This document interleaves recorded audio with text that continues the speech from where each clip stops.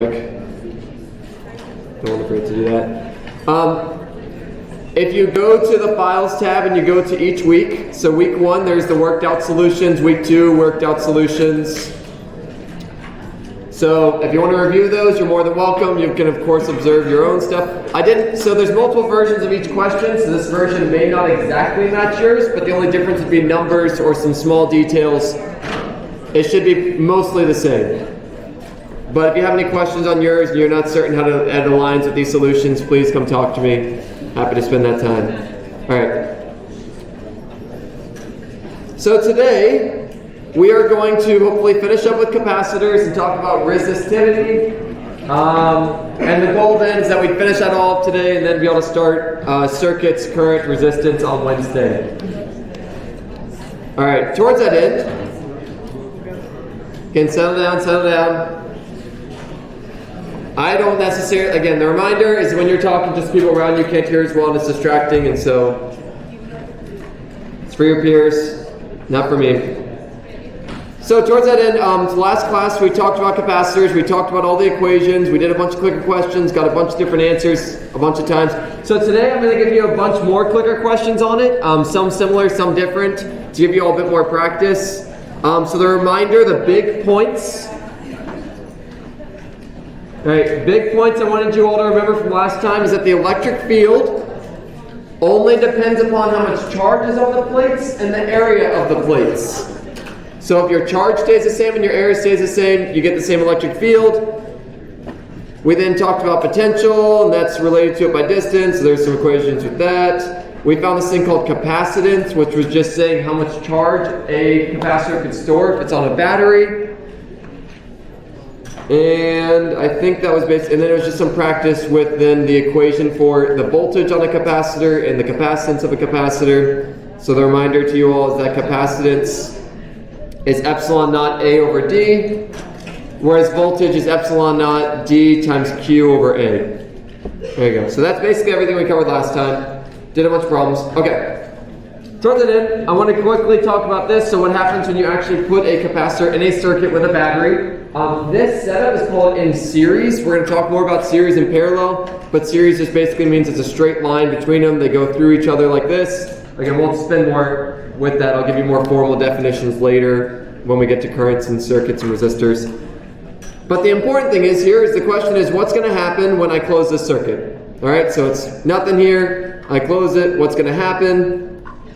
Well, what's going to end up happening is negative charge, we've just covered this, mentioned it, is negative charge going to flow to the closest pad, and that's going to push away negative charge from the other one, so you end up getting this separation of charge. The part I want to really emphasize here that we didn't necessarily talk about, I kind of said it here and there, but I really want to emphasize it, is that when you have a capacitor in series, so basically in this kind of circuit arrangement, with a battery or any other voltage source, the capacitor is going to end up getting the exact same voltage as the battery as enough time passes. It takes some time for it to charge, but once it's fully charged, and when I say some time, I'm literally meaning like milliseconds at the most. Very short period of time. But it will charge up, and once it's fully charged, it's just going to chill there. It's going to stay like that. And this is when it's basically at equilibrium. And that should hopefully kind of make sense, is that they equal the same, and so therefore charge is no longer moving. Because remember, charge will move from a place of higher energy to lower energy. So, for instance, if we say this is a 6-volt battery, so 6 volts here, 0 volts here. Once this is fully charged, we imagine that this is the capacitor has a potential difference of 6 volts. So that means that it is 0 volts on the negative terminal of the battery, 0 volts on the negative terminal, 6 volts on the positive terminal of the battery, 6 volts on the positive side of the capacitor, and that just means that charges, it is no longer energetically favorable to move along this path. It's basically like height. The same way that something does not move left to right because of gravity, you need that difference in height. We've lost that difference in height, so no charges flow. It's at equilibrium. This idea of it reaching the same voltage is really important. It's a very simple thing, but we're going to be using that a lot.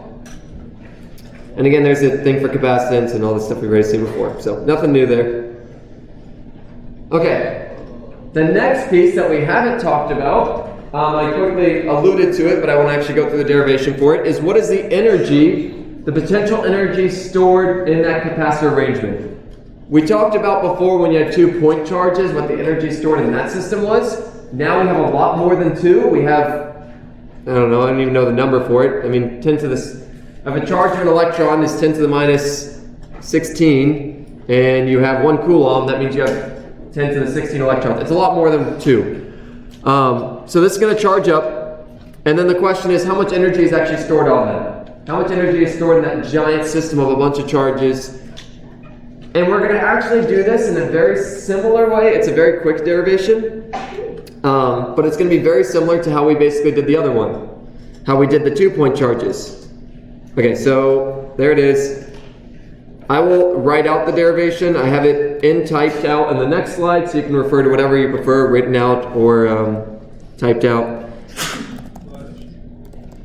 But I think it's helpful to kind of write it out and just kind of go through the thought process. Okay, so energy stored in a capacitor. So the energy is just going to be equal to delta U. Well, not delta U. Actually, we'll just do the integral of du. And you may be like, well, that's kind of stupid looking. Of course, it's the integral of du. Conceptually, this is just that idea. Remember when we built up that system from 1 charge to 2 charge to 3 charge, and we just added up the energy of each additional one? That's what this is representing. This integral is representing the energy of adding another charge and another charge and another charge. So then, to represent that in some variables that we can actually use, we'll say that is the integral of v dq, because remember, u equals just qv. So then we can integrate. Basically, we say there's some voltage, and what's the energy from adding a little bit of extra charge, and then a little bit of extra charge. Now the part here, this is why we use the integral, is because voltage is actually going to be a function of charge. The voltage, as I add more charge, the voltage in that capacitor is going to increase. And so it's going to take more and more energy to add more charges to it. And so we need to account for that. So then all we need to remember here is what is the function for V. So this is where we're going to use our C equals Q over V. That was just the definition we made up for capacitance. We said this is how much charge it can store per voltage. So we can just rearrange that into solving for V. So V equals Q over C. And then all we're going to do is plug that in. So then this equals Q, or let me do the integral. Integral of little q over c dq. The reason I'm using little q here, so before I had a capital Q, but I switched it to a little q, is because this one represented across the whole capacitor. But we need to use little q to denote we're adding a point charge, adding a point charge, adding a point charge. So we include that there, and because we're integrating with little q. But they again kind of mean the same, similar things. So capacitance does not depend on, that's a function that does not depend on the charge. So we can just pull that out. We don't need to integrate with respect to that because capacitance, if you all remember, was just epsilon naught A over D. There is no q in there, so therefore we can pull it out as a constant. So then it's just literally the integral of q dq. And I'm going to put my limits here now. I should have done it here. Remember, this is getting the energy it takes to store up all the charge in the capacitor, get it all there. So we're going to integrate from having no charge to having all the charge, capital Q. And then at this point, it's just do the integral, so that's q squared over 2. The integral of q dq is just q squared over 2, evaluated from 0 to q. And so your energy stored in the capacitor is just going to be 1 over c q squared over 2, or I mean I could just rewrite this, q squared over 2c, same exact thing. So that's one way of writing it. There's 3 ways we can write this equation. We can use our handy dandy equation up here, if c equals q over v. So c equals q over v. Well, let me just plug that in. Let's just plug in c here, q equals q over v, so we get q squared over 2q over v, which the q is going to cancel with one of these, and so you also get 1, and then the v moves up to the top, so 1/2 v times q. So this is one of our equations, this is another equation, and the last one you can get by just plugging in. So we plugged in c, if we plug in q, you instead get, so q equals c times v, so you get 1/2, the c will end up canceling, So CV squared. All I'm doing is just plugging in this one in the bottom into that one. So these are the three forms. You can either just have them memorized, written down, or you can derive them from this one and this one. And the reason we had to do this derivation, is because the answer isn't immediately obvious what the energy is stored on it. So we started at the beginning and we said that, remember, energy equals just Q times V. But here we get that the energy in a capacitor is 1/2 Q times V. So you actually have to do the whole derivation to see where that 1/2 comes from. It's not just Q times V. It's 1/2 Q times V because of all this logic that we just went through. So that's why I went through all the steps there, because if you just said, oh, the energy, so this is something really common. You may get on a test, what is the energy stored in a capacitor? And you may look at your formula sheet. And you may say, oh, I have U equals Q times V. And so you just put that answer in and you get the wrong answer. That is because you forgot the 1/2, because the energy for a point charge and a voltage is Q times V. That's a very general expression for one point charge, but for a capacitor, you have to actually integrate that to get all of the point charges on there. So it's 1/2 Q times V for all this math reason. Please don't make that mistake on the test. It's super easy to make because you'll look at your formula sheet, you'll be like, oh, I'm given Q, I'm given V, I will just use this equation that has Q and V. You have to know the right one to use. So the easy way to do that is just write energy of a capacitor on your formula sheet or energy of a point charge and voltage on your sheet. Just make certain you don't make that mistake because it's really easy to do so. All right, as I mentioned, next slide is literally everything I just did. Whatever's easier for you to see, if my handwriting's too messy for you or whatever, this is also the same thing. All right. So that's it. We have now covered basically everything with a capacitor. We have capacitance, voltage, energy stored in it. So I'm going to give you all some questions. Before doing so, though, as I mentioned to you all, I find simulation, so from time to time, instead of doing demos in this class, I give you all simulations because this lets you all actually mess with it on your own time. It gives you some customizability, whereas if I do a demo, you see it, and you're like, wow, that's a thing. And that's where it stays. You can't really mess with it yourself. So towards that end, demos, I put this link in the Pages tab, and this is just going to let you kind of fiddle with all the variables. So this is a battery hooked up to a capacitor. You can vary the separation, you can vary the plate area, you can vary the voltage on the battery, and very simply, you see here, if I charge this thing up, or if I have a negative or a 1.5 volt battery, you see that it wasn't lying. The positive terminal battery matches with the positive charge over here. Negative terminal battery has negative charge over here. And you can see here as I decrease the voltage, you get less charge. You get less charge because C equals Q over V, and you can do the math to kind of figure that out. You can see the capacitance. You see the capacitance is not changing as the charge goes on it because capacitance is not a function of Q and V. But yeah, you can see all the things on it, how all the parameters change. You can see as I change the plate separation, how all of them change. As I get them closer, I get more charges on them. Because for the same potential, I can get more charges. Because the capacitance is changing, you can change the plate area. Just a bunch of different things you can fiddle with here. Please mess with this if the concepts that we're covering aren't like, if as we're doing these clicker questions, you're not getting them right, it's not making sense to you, please use this as a visualization for why things are changing the way they are. Just another way of kind of looking at it outside the math. You can see here, you can also do electric field. See, it gets denser because I get more charges there. A bunch of things you can mess with. And the next one I'll cover after we do some clicker questions. Basically, the next little one you can do is you can charge it up and then see how it discharges. But I'll do that one later. For now, I'm going to give you all some questions, some variations of ones that you all did last class, because again, there was some challenges with those, so I want to give you all an extra opportunity to just test your conceptual understanding. So the first question is, what stays constant if I charge a capacitor with a battery, I leave it connected to the battery, but as it's connected, I double the distance between the plates. So you charge your capacitor, still in the circuit. So I'll even draw that wonderful picture. There it is, battery, capacitor. That's problem one. Same exact thing, but now I'm double the distance. What stays the same? There's your picture for you. You didn't even have to draw. I still recommend drawing it. Same voltage on the battery.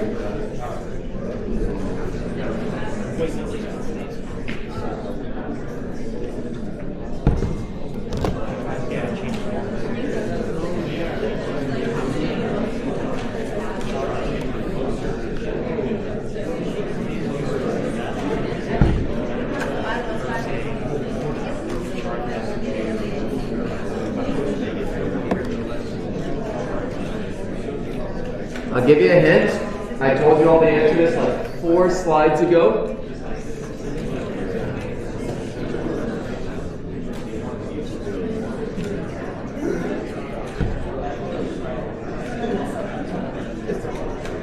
One, two, three, 5 slides ago. So.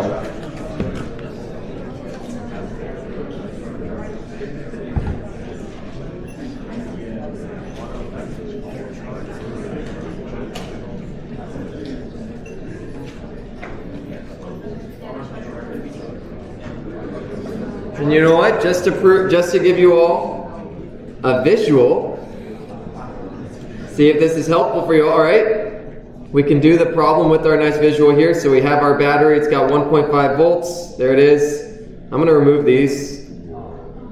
That's right. You're going to have to look at the picture. All right. So there we go. We have that, and then we end up doubling. So let's see if I can do it nicer. Can I change this number manually? No. So it's like 3, and then I go to like 6.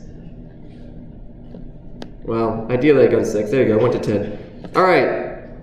6, 3. Again, if I just showed you all the things, that would obviously. You know what? Whatever. You get to see the things. I don't really care. There you go. So that's 3. That's 6. 3. 6. Things are changing. What's changing up there? There's the answers for you all, the ones over there before.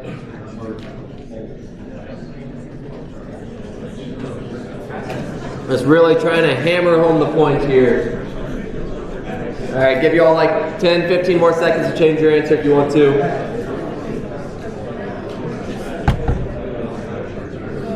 All right. So, give you a 5, 4, 3, 2, 1. Man. All right. So remember I told you it was 5 slides before? Let's jump to 5 slides before. We said if I have a capacitor hooked up to a battery, the capacitor will have the same voltage as the battery. I didn't tell you what the distance was here. I didn't say anything. If I change that distance, this rule still applies. If you hook up a capacitor to a battery, it's going to charge with the same voltage as the battery. No matter what capacitor it is, no matter how big the capacitor is, how small it is, doesn't matter. So, voltage stays the same. Why does it stay the same? Because it's hooked up to the same battery. Why does capacitance not stay the same? C equals epsilon naught A over D. If I double D, then C is bigger, or sorry, smaller. C is smaller. What happens to the charge? Well, you can see here, as I double the distance, I get less charge. As I double the distance, I'm getting less charge. Why is that happening?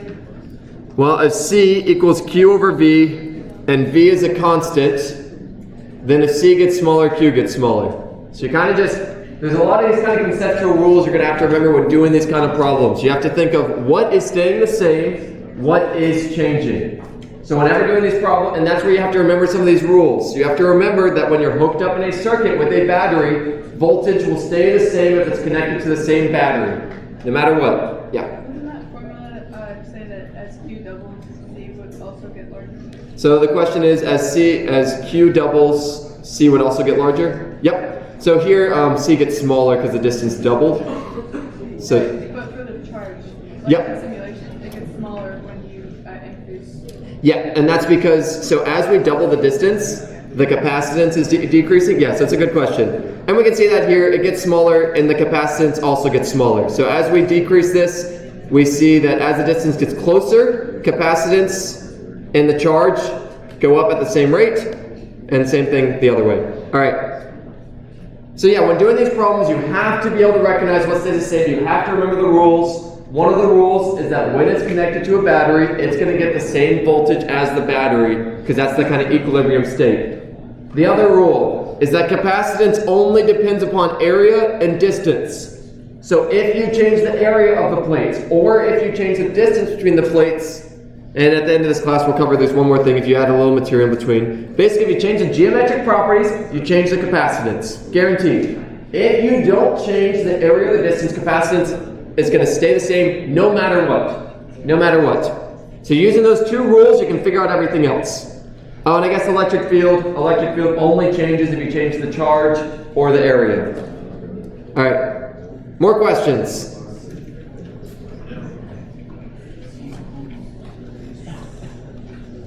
All right, so this one is not connected in a circuit with a battery. If it was, I would have told you. What happens to the electric field of the capacitor if you keep charge the same, but you half the distance between the plates?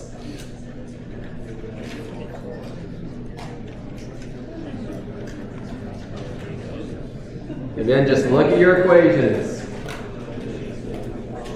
Remember those rules.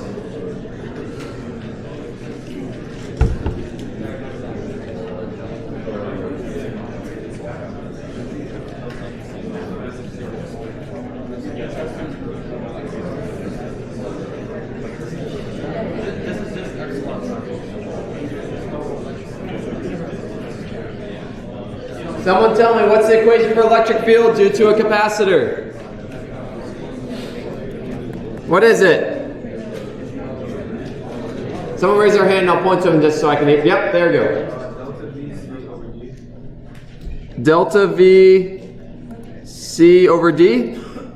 Okay, so that was maybe one of them. What's the other one? There's one that's going to be a bit easier to remember and I'd have to... There's sigma over epsilon naught. Sigma is what? Someone said it. Q over A. Go ahead and tell you. This is the one we're going to want to use. Appreciate the first. And the first one I think may be correct, but I have to double check that off the top of my head. This is the one we're going to want to use because if you ever try to find the electric field, I mean, pretty much all these problems is the one we've been using.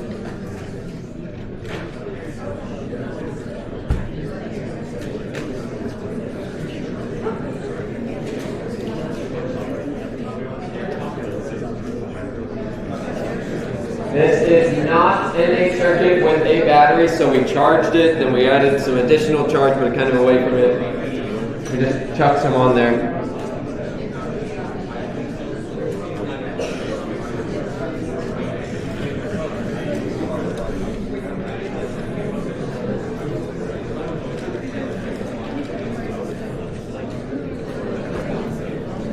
Alright, give you all like 10 more seconds. 10, 9, 8, 7, 6, 5, 4, 3, 2, 1. All right, so this one's real quick. Do we see D anywhere in these equations? No. If we don't see it, then it's not going to matter. Area is the area of the plates.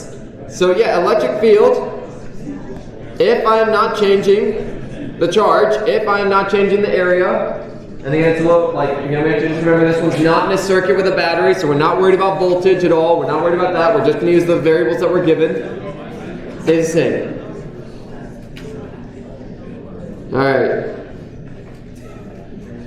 This is because, and yeah, so just please check if these make sense. Alright, there you go. Hopefully y'all can get this one now. Very similar. But now I'm also halving the area of the plates.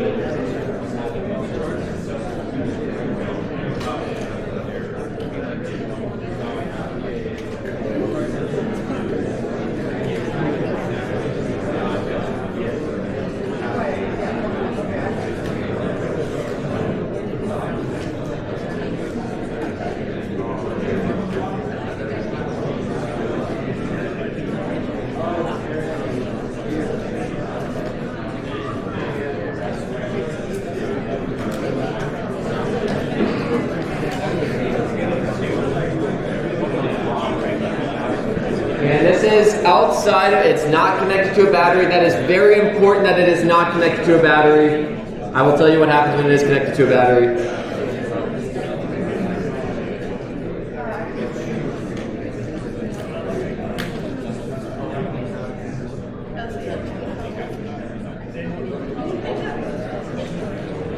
All right, give you all about 5 more seconds. All right, in 5, 4, 3, 2, 1. All right, so we use our same equation. So E equals sigma over epsilon naught. Sigma equals Q over A. If we half A, then we're gonna double it. Great. All right, now, I want to cover the case when it's connected to a battery because you do get completely different answers, and that's why I really was kind of hammering home. That doesn't matter. So for instance, if this problem had said it was connected to a circuit, if it was connected to a circuit, for one, the charge would not remain the same. So basically, the question is, what happens, I'm just going to make this up, show you all what the answer is. I'm not going to ask you it as a clicker question. What happens to the electric field if a capacitor is connected to a battery and I half the distance between the plates? Sure. We'll just do half the distance between the plates and then we'll see the area. We'll do one level of complexity and then we can maybe, if we have time, maybe do the other one. But I'm just going to do this half the distance one. So this, in this case, we have to remember that rule that the voltage stays the same. So if you're ever connected to a battery, that's pretty important. So if you half the distance, it's tinier. So V here equals V here. And this is D, and this is D divided by 2. In this case, you have to actually use a different equation. That's why I'm really highlighting this, because I don't want you to get this question wrong because of that other clicker question. They're different situations. This one's hooked up to a battery, other one wasn't. All right. So if V is the same, V equals E times D. This is the other equation that we had relating for electric field. So voltage equals the electric field times the distance. Please go back and look at the slides for the derivation for that.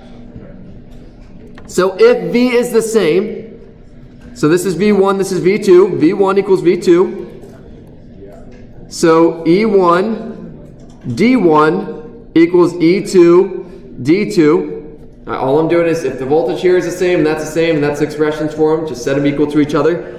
If I half the distance, so D2 equals D1 over 2, and I plug that in here, E1 D1 equals E2 times D1 over 2. You actually get that the electric field for 2, just solve for electric field, so D's are going to cancel, and so you get it's 2 times E1. So you get a different result when it's connected to a battery because you have to use different rules. In the last case, it wasn't connected to a battery, so the voltages didn't need to be the same. Now it is connected to a battery, the voltages have to be the same. Please just remember those rules and when to use them correctly. Yep. And the last one it doubled as well? Yeah, so this one the area also changed. Yeah, so this one I just had half the distance. If we also doubled the area, then in that case, I think the same thing is going to apply. If we just look at our equation here, if we double the area is not factored into this anywhere, so area would not actually affect it. Our electric field would still just be doubled. So if we double the area, it actually doesn't change this problem at all because area does not show up anywhere in here. We could say it shows up with the electric field thing, but charge also changes, so they kind of change with each other. Yep. So what's the point of having a capacitor when it's not hooked up to a battery? What purpose of the circuit? So that was more just a conceptual question. That was to just get a point of the idea that the electric field, when you have a plane, doesn't depend on distance. Right. So that's that question. There isn't really a case where you're not going to have a capacitor hooked up in a circuit. It's always going to be in a circuit somehow. So we're almost always going to use V equals E times D. In the real world, yes. Conceptually, I may ask questions, so I'll clarify whether it's in a circuit or not. Okay. Because the purpose of this class is both to prepare you all for real world stuff later on that you'll see. I mean, all this is real world. It's us understanding the world. But also to test your conceptual understanding, so I have to come up with questions that aren't maybe actually real world situations. Because they let us test the concept that then explains real world stuff. Yep.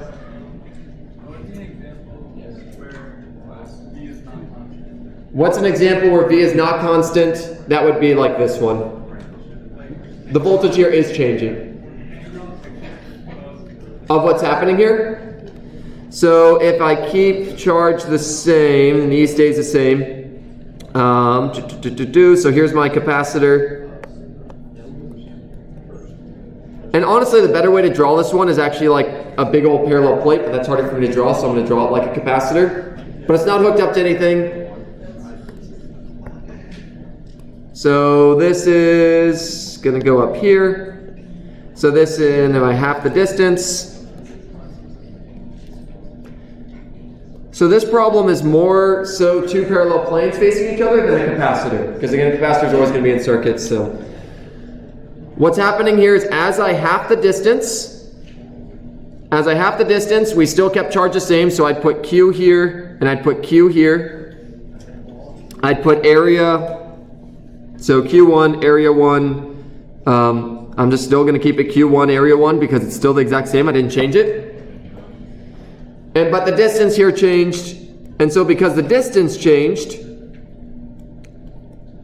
what is actually happening in this problem is I have halved the voltage. So if V equals E times D, so if V equals E times D and E stays the same because of these rules that we previously did, then the voltage actually does end up changing because the distance changed. So it's always just figuring out which one stays constant, which one stays constant. If it's in a battery, voltage stays constant.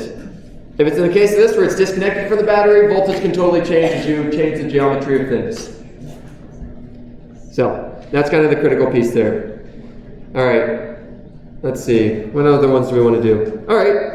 Great, we'll do this one. I will write out all of these for you all. They were on the previous slide, but in case you didn't write them down. What happens to the charge? So I have a capacitor in series. What happens to the charge stored? Oh, never mind. I thought this said energy. Yeah, what happens to the charge stored in a capacitor if I double the distance between the plates? So this one is hooked up to a battery. It's hooked up to a battery. So you should hopefully remember what stays constant. Use that knowledge to try to solve this problem. Capacitor in series with battery, what happens to the charge stored if I double the distance between the plates? Does it double, triple, stay the same, or half?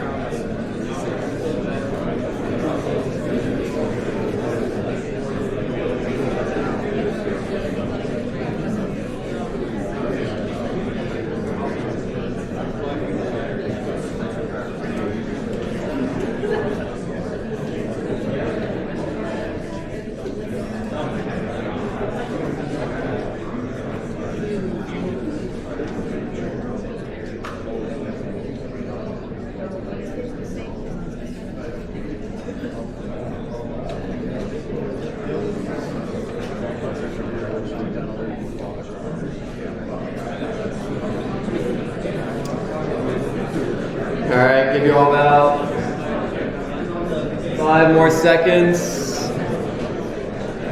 A few last people, but...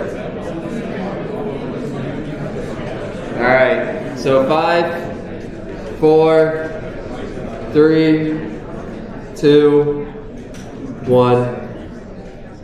Alright.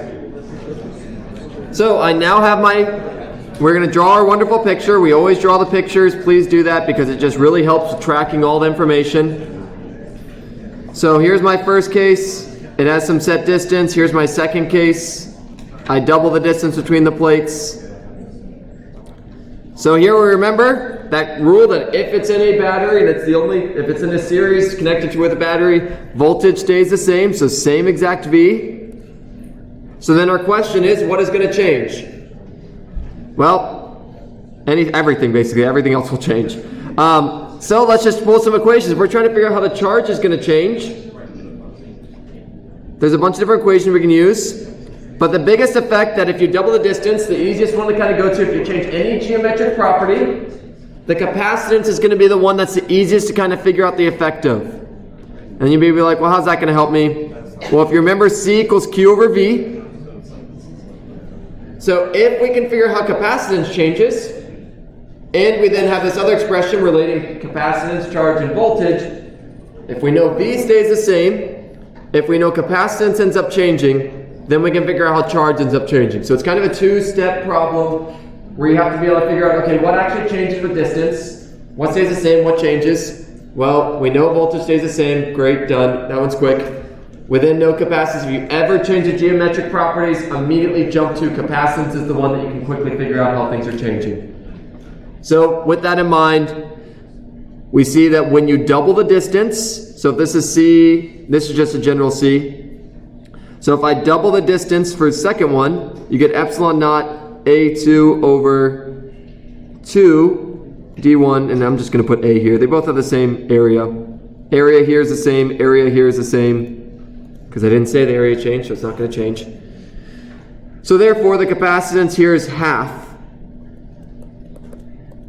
equals 1/2 of C1. You then look at this one, you see, okay, well, how does charge change? Well, Q is going to equal C times V, so therefore it's going to be 1/2. Q2 will be 1/2 of Q1. Because if C gets halved and V stays the same, Q will be halved. So great, most of you all got that, fantastic. But, okay, I heard some like mutterings that people were not thinking most of you are. There you go. If it doesn't make sense, that's okay. Getting mistakes, making mistakes, that's normal, it's part of life. Just try to figure out where that happened. And as we saw before, we can look at our simulation and look, when I double the distance, there's less charge. So this simulation though uses the math. So like how does this, the simulation's great, but understand the math is more important because the simulation depends on math. This is just maybe a helpful way to kind of see what is happening visually with the math. All right, great, this is a good one. What stays constant if I charge a capacitor with a battery, I then disconnect it, I then discharge it onto a light bulb, and then I chuck it across the room. But I don't damage it. What stays constant? Oh, yeah, and that's fine. So you charge it, you then use that charge to perform a task, so that discharges it, because for us to light up a light bulb, charge comes somewhere, it's coming from the capacitor. So I will tell you the capacitor is losing its charge. I'll show you the visualization for that in a bit. It gets charged up, then we use that charge to do something, so it doesn't end up being charged anymore.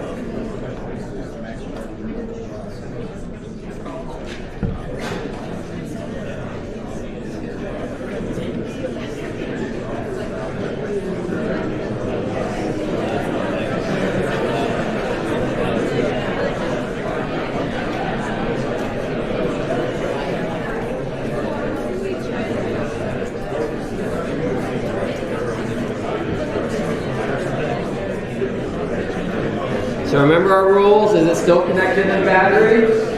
Or am I changing the geometric properties of it? Those are kind of the two go-tos.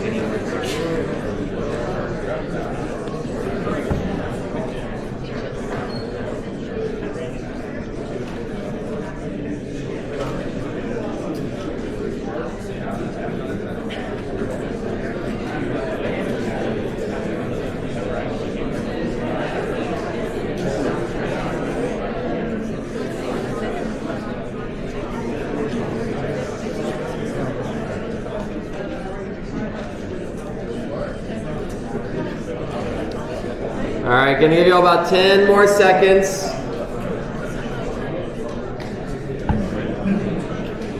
All right, and 5, 4, 3, 2, 1. All right. So, what's going to happen here? So the quick way to jump to it, so if we remember our rules, we remember, is it connected to a battery still? No. So we don't know for certain whether the voltage is going to stay the same or not. So from that, we just don't know for certain. And then we think of the geometric properties. Did I change the area of the plates, or did I change the distance between the plates? No, because I literally took the capacitor and I just moved it to another place in the room. I didn't actually change the capacitor itself. Yes, I changed the distance from me to the capacitor. That is not in any of the equations. You're never measuring how far the capacitor is to you. So because of that, geometric qualities did not change. Did not change. Therefore, C is constant. Capacitance. This is a reminder to you all. Doesn't matter what you charge a capacitor to, doesn't matter where it's in. If you do not destroy the thing, so if you don't change the area or the displacement or burst your capacitor due to putting it in too strong of a circuit, the capacitance stays the same. The question is maybe, so why does voltage not stay the same? That is because the charge, so C equals Q over V. So if C stays constant, and I said I discharged it, which means I went from having some charge to no charge, if the Q changed, then the V changed. And those had to change to keep C constant. Yep. Is there ever what? A situation? When that isn't constant? When none of them are constant. Yeah, sure. I mean, in a so what I could have done for this problem is I could have taken this exact thing and then I doubled the distance between the plates. Then everything would have changed. Yep. So I quickly talked about discharging. So I'm just going to show you all what that looks like. Again, play with this. But this is the idea of what discharging looks like. So I ramp this thing up. So I charge my capacitor. I then disconnect it. And you notice here I disconnected it and my everything stayed the same. But the second I discharge it, what is happening is the negative charge is flowing away because it wants to go to the positive. When it's connected to the battery, it can't go. So it is stuck here because the battery is holding it there.